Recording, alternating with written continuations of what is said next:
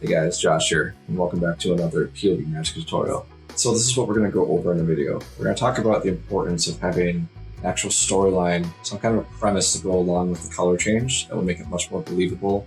It will be much more applicable and hard-hitting to the audience. So we're never going to do the color change just like this, like just say, hey, look at this thing I can do. So we're never going to do it that way. We're always going to make sure that there's some kind of premise or story to go with it. So in this case, we're just going to have them pick a card and sign it, and then it will end up changing. The top card will end up changing into there. So that's kind of the premise we're going to go over for this particular video. We're also going to talk about how to make it look a little bit more natural and the importance of the double lift. We're going to talk about how to motivate the action, the magical gesture that supposedly causes the magic to happen. So we're going to talk about how to motivate that, and then at the end, we're going to talk about how to clean up so that we're only holding one card at the end, which is just a really nice touch to make it even more believable that you literally just took a card, a random card, and changed it into their card. So all I did there was just pick a card, Joker. I just did a classic pass to get it to the top, double lift, to show that it's not on top, and it's not on bottom. And sometimes I'll do it like this here. I'll just use my fingers. I'm trying to change it into your card, and oh wait, oh, I turned the two of, what was that? The two of hearts. Turn that into the two diamonds. That's not your card. Here, let's try this again. I'm just gonna rub it this time. I'll just rub the paint. There we go. And then I was able to get your Joker from the top. And you can see the paint's actually dry already. And that really is your card. It's got your signature on it. So that's kind of like how I like to present it. In that case, I use a triple lift. But hey, there's a lot of different ways you can present this and make it a little bit more interesting. That was kind of a little funny coincidence that we had a two of hearts change into a two diamonds there. You know, you never know what can happen, but it actually ended up working kind of. So that's kind of like how you can use it in a routine. So with that out of the way, let's talk about how to actually execute this mechanically. Now, obviously you're gonna need to learn a double lift, and that's gonna be the foundation of the entire color change. You need to make sure your double lift is as convincing as possible. It needs to be as smooth and as good and convincing as possible. There's no point in learning this color change unless you can utilize a good double lift or a good triple lift, depending on what phase you want to do and how you want to do it. So I use a triple lift vector, but we're just going to focus on the double lift for this video. So there's some links to some of the double lift tutorials that I have done. You can learn a really simple one like this one, which is just the strike double. So you can learn that. It's a very convincing, very easy double lift to do. And then you'll be ready to go to do this effect. But it's important that you have that down first and have it down really, really well before you move on to color changes. If you don't have a good double lift, the color change is not going to fool them, or it's not going to have the impact that you're looking for. It needs to feel like you just have one card the whole time. You only were touching one card. So a good solid double lift, make it feel like really convincing that it's just one card. And then we can go into learning the mechanics of the move now, and how to really motivate the magical gesture to make it seem like the magic is happening from the gesture and not from us doing sleight of hand. That's the key takeaway I want you guys to get from this video, that we want to make sure that it feels like magic is happening and not that sleight of hand is happening, all right?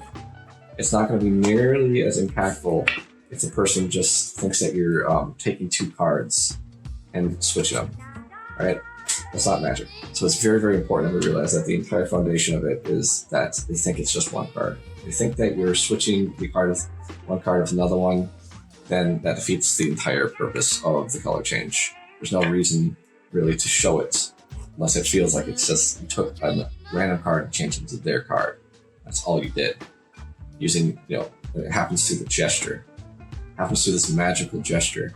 Not that you were messing around with cards and switching them. No one's impressed by that, really. Magicians might be impressed by that, but I really don't think lay people would be that impressed if they thought that you were using sleight of hand. Now they might know, ultimately, that you're using sleight of hand, but it shouldn't feel like that's what's happening. It shouldn't feel like sleight of hand is being used. It should feel like magic is being used. It sounds a little goofy, but that's something that's important that you guys realize when you do this color change.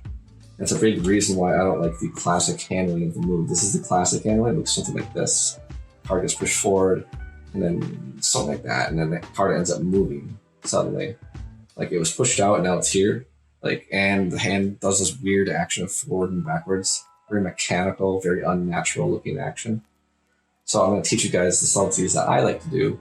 And that's just, it's going to change it up quite a bit from the classic handling. So instead, what we're going to do is we're going to actually use the pinky to contact the pip here. We're going to push the card out from there. So we're push it halfway out. Okay, we're going to clip it with the thumb. The middle finger clip it. Also, the index finger on the bottom can put a little bit of pressure on it as well. Basically, this card's not moving now. It's staying right here. Now, we're in this position here. So if we push it forward, we're in this position. Now, we're going to actually hide the stealing of this card. So the secret of how this trick works is that we're stealing the card below it out, we're gliding it out, and then we're placing it on top. So that's the secret, right? But we don't want that to be apparent. We don't want that to ever cross our mind. So what we're going to do is once we're here, we're going to curl our hands forwards until the bottom pad part here of the palm, bottom right pad part, bottom left if you're lefty, it's going to contact the pip here, just like this. And what happens is it slides backwards, and I add in a diagonal motion as well. It helps make it cleaner, and you won't get that click sound when you do it this way. And it looks a lot more natural. It just looks like I'm just kind of rubbing the card, so that's what we're doing. We're trying to blend this action, we curl our fingers forward, and then open our fingers as if we're rubbing the card already. And as we steal the card, we blend it in with a rubbing action. So it feels like I'm just rubbing the card. I'm prepping the card to rub it. So I'm pushing it forward so they can see it easier. I say, look, I'm gonna push it out. I want you to pay really close attention to this card. All I gotta do is just take my fingers and begin to actually just start rubbing it like this. And you'll notice that it actually slowly begins changing into your card. So that's just one way that you can kind of present it, some pattern. I said, look, the paint's already dry. That really is your card. So that's basically the way I'm going to teach you guys it. But it's really important that the actual glide maneuver here is motivated by this rubbing action, right? That's very, very, very important. So do our double lift. And if you want, you can use it. You can utilize the pinky count one if you want, but any double lift will work. We're gonna push forward. We're gonna curl forward. Fingers extend here as we steal the card. We steal it out diagonally. Now, what's happening here is as it gets stolen, I'm getting the pinky out of the way. So the pinky's not up here, it's down below the top edge. And that will allow me to come in and begin gliding the card out diagonally. So it's not going back off the back, it's coming out diagonal. Right? That's gonna look a lot more natural motion. What it's trying to emulate here is that we're just gonna start rubbing the whole face of the card here. Right, so you see how that works, guys? Push out, clips, contacts here, drag out diagonally, and it begins riding on the nail of the pinky at this point.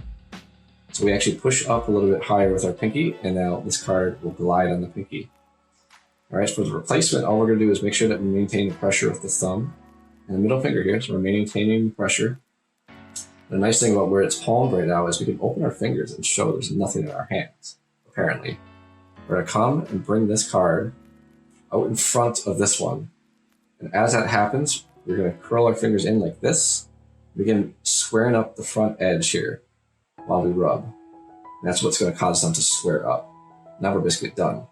So, and you gotta make sure that your index finger stays on the bottom until the change has occurred.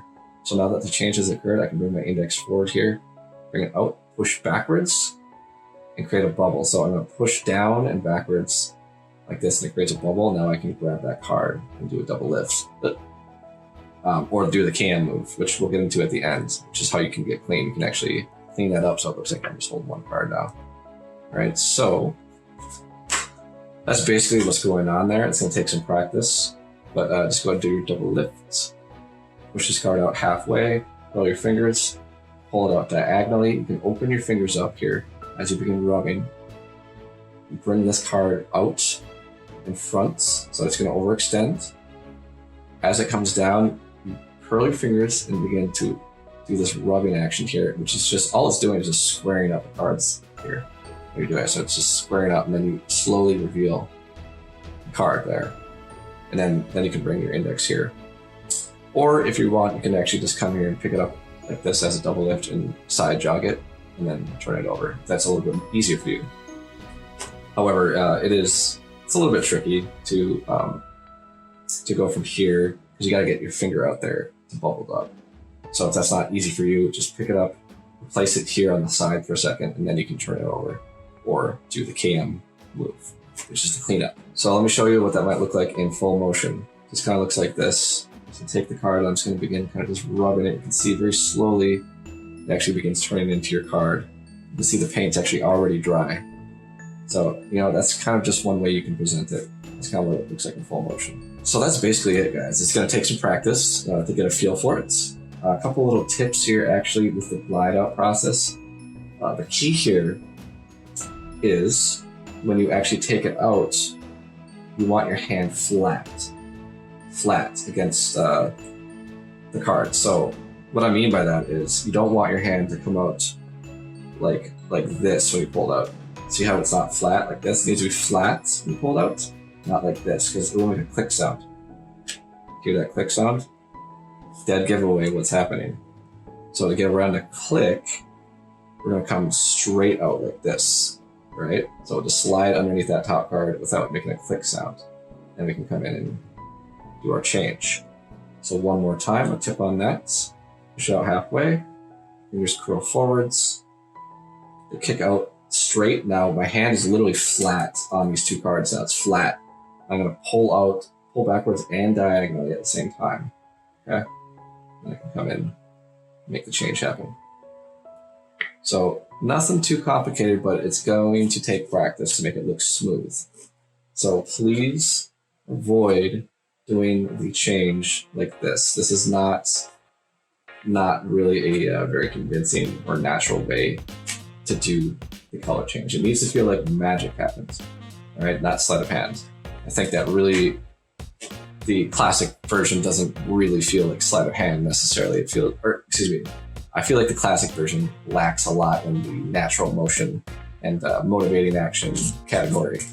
It just, it's a cool move, but it can be improved. So I do want to give a couple shout outs here. So I did pick up the subtlety of leaving the card out jogged from Alex Pandrea's channel. I'm sure that he got that from somebody else. I've definitely seen other people doing that long before he made that video. But I'm going to give him a shout out. That's where I learned it from. So let's talk a little bit about how we can do this in a routine to make it much more powerful. We can milk the moment. We can actually include the spectator in our magic so that they feel attached to what's happening. They're actually committed to it somehow. It's not just, hey, look at this cool thing I can do. So another shout out to Alex Pandrea. I really like his philosophy. Having them name any card they want and then signing it instead of just having them pick a random card. So for this effect, it doesn't matter. You can have them just name a card. And I like to kind of just spread through the deck here without saying anything.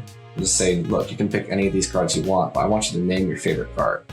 And what that did there is it allowed me to show the deck is mixed and that it's not a stacked deck or all the same card. So it allows me to do that without having to say anything, which is key because we don't want to overprove anything. I say, look, you can pick any of these cards, but I want you to pick your favorite card. So go ahead and name your favorite card. They'll name it. Let's just say for this example, it was the 4 hearts. So that's a really nice way to open a trick because it's not something that a lot of people have seen before. Again, this is a shout out to Alex Pandrea. He does it this way. I would really like it because it makes a lot of sense. It makes you seem a little bit more unique. So you're gonna have him sign the card. And now what this does is, without me having to overprove anything, it shows that all the cards are mixed and different and that they have a completely unique card that none other like it in the world, right? So it's a great way of showing those things without having to say anything.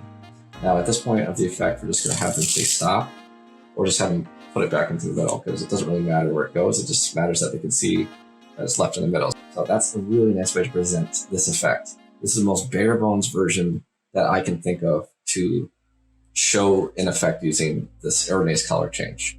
Because it doesn't really make sense just by itself. You really need to include it in something.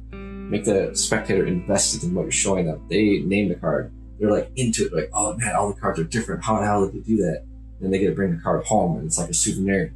It's so much more powerful. So you take a simple color change and make it into an actual powerful effect, right? So that's one of the takeaways I really want to stress with you guys when you leave this video, when you actually start practicing.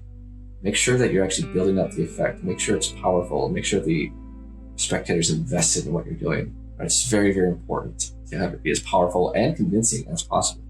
So let me show you another example of what you could do. You could have them pick a card, sign it just like before. You want to turn this into a multi-phase type thing. So have them pick a card and sign it. For this particular example, I'm just going to use a turnover pass to bring it to the top, but you can use any control that you like. So you can just have them pick a card and place it in the middle, control it to the top. Classic pass, double undercut, whatever it is that you want. So from here, what we're going to do is we're going to show, that the card's not on the top, all right? But with a magical snap of the fingers, the card actually, boom, appears at the top. Now, the next phase, what I like to do is simply, as I'm showing the card, I'll get a pinky break and do a Marlowe tilt. It's a little bit of a variation. I say, look, it really looks like your card went in the middle. Then it get to agree, but it was just an illusion. Your card actually has arrived at the top of it. Okay, look, this time I'll do it extremely slowly. I want you to push in the card. Let them push it in. Now, to finish up the phase here, we can do a Erdnase Color Change. I know it seems impossible, but I can actually take that card, just rub its paint off into your card, and then I do a little cleanup maneuver at the end, known as the KM move, and that is the routine. So that is a little simple ACR routine, with the ending being the Erdnase Color Change. So that is one thing that you can do. Now, obviously, you can switch up the first phase. If you don't know the turnover pass, you can change it to whatever you want. But just have them pick any card. Let's say it's that one. And then if you want, you can just simply spread to the middle or dribble to the middle, riffle down, have it placed back. Make sure that you can see it really is in the middle. That's the important thing. You really can see that's truly in the middle, right? Then you can do whatever control you like. So there I use a spread pass, and I can show with double lift it's not their card on top. It's not even on the bottom. I snap my fingers. Now it's on top. Now I'm getting a pinky break here while I'm showing the card, and now I can immediately move into the next phase. Be like, look, it looks like it goes into the middle. It really does, doesn't it? But it's actually simply just an illusion, and your card is actually on top. Now I'm already set up in a double lift, so I can immediately move into the next phase by putting in the indent for your card, but just call it, saying it's their card. So let them push it in. And then at this point, again, double lift, show it's not on top, it's not on the bottom.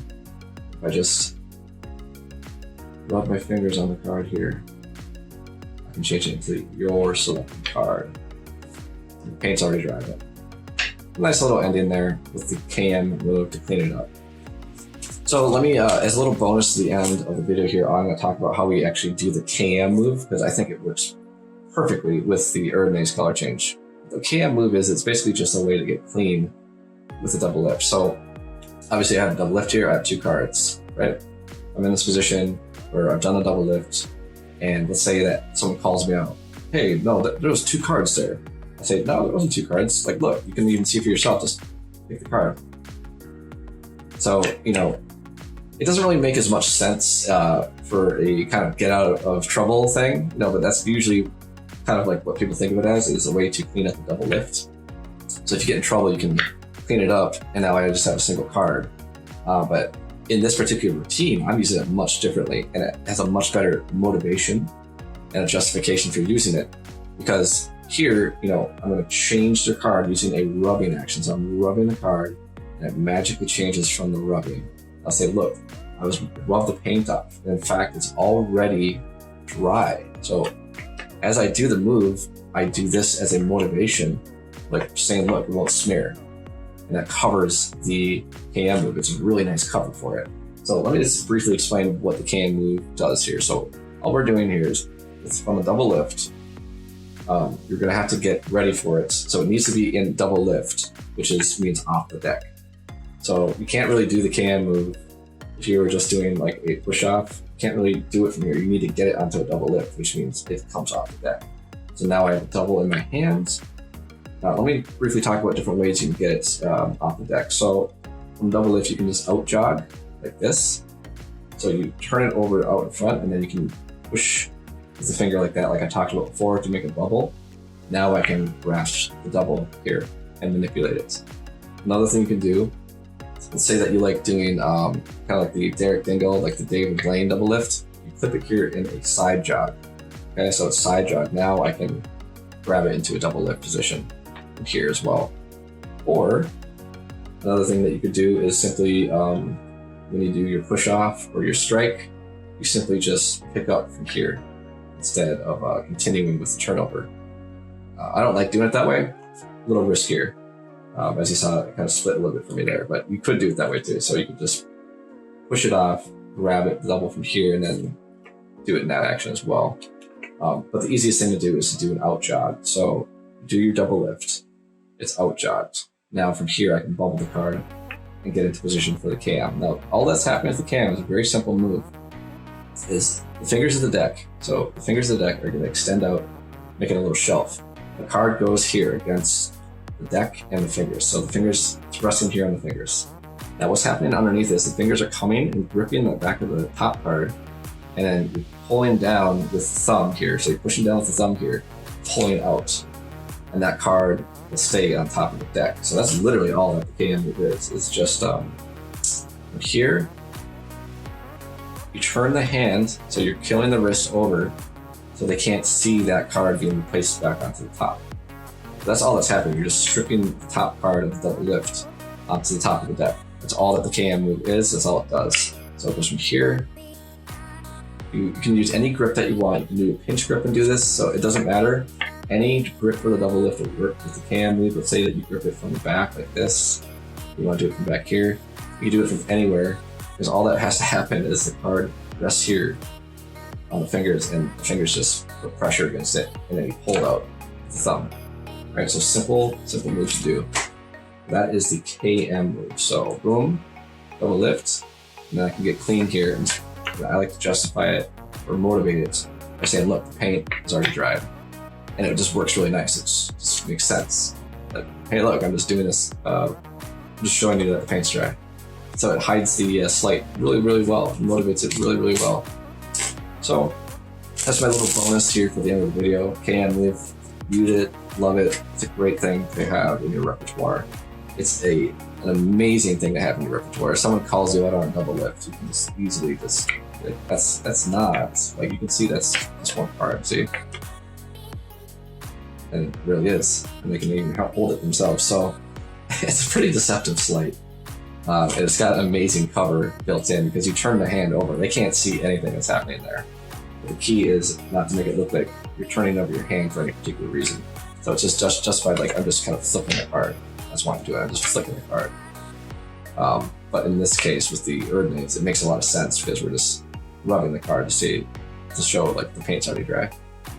So anyway, that's basically my tips on the Erdnase and my philosophy about it. Making it as deceptive and as natural looking as possible. Getting away from the classic handlings that you see used all the time. They're really, really ugly and not very magical or convincing. And you just kind of like this, it just looks horrible. Like I'm bad at it because like that's horrible. So if you've learned the Erdnase color change from a book or from some YouTube video and they show you doing it like this, please try to get away from this. It's a horrible way to do the change, and you could see that like just the difference between that and the way I did it before. It's pretty obvious that it's not as smooth and natural looking, and it's not because of lack of practice. It just looks that way. So if you do it the way I'm showing you, it's a lot more seamless. It's a lot more smooth, in my opinion, and convincing. And it has that nice little touch at the end of actually being able to get clean if you want to. So again, guys, I'm Josh, and I hope you guys picked up couple tips here with the Erdnase and start using it more. It's a great color change, but it can really benefit from some subtleties here that make it much more believable, and it makes it a lot more sense in a routine. So please subscribe, hit the bell, leave a like, leave me a comment if you have any questions as always, guys, and take it easy.